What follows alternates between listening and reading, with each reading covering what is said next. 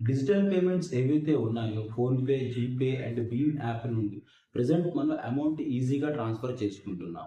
కానీ ఫ్యూచర్‌లో reserve bank of India కొత్త ఆప్షన్‌తో ముందుకొస్తున్నారు. అదే payment delay option. Payment delay option అంటే ఏంటంటే డిజిటల్ పేమెంట్స్ ద్వారా కొత్త పర్సన్‌కి మనం అమౌంట్ ట్రాన్స్‌ఫర్ చేసిన తర్వాత అబౌట్ రూ. 10,000 మినిమమ్ 1 అవర్ అయితే టైం తీసుకుంటుంది. ఆ అమౌంట్ అనేది ఆ పర్సన్ అకౌంట్‌లోకి ట్రాన్స్‌ఫర్ అవ్వడానికి. ఇది ఓన్లీ కొత్త పర్సన్‌కి మనం అమౌంట్ ట్రాన్స్‌ఫర్ చేసినప్పుడే ఈ యొక్క ఆప్షన్ అనేది అప్లై అవుతది.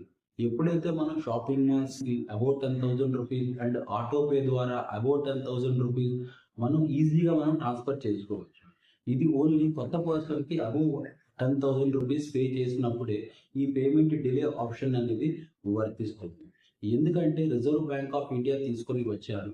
కొత్త పర్సన్‌కి అమౌంట్ ట్రాన్స్‌ఫర్ చేసిన తర్వాత ఇప్పుడు ప్రెజెంట్ ఆ యొక్క పేమెంట్ ఏదైతే ఉందో స్కామ్ లేకపోతే ఫ్రాడ్‌గా వస్తుంది.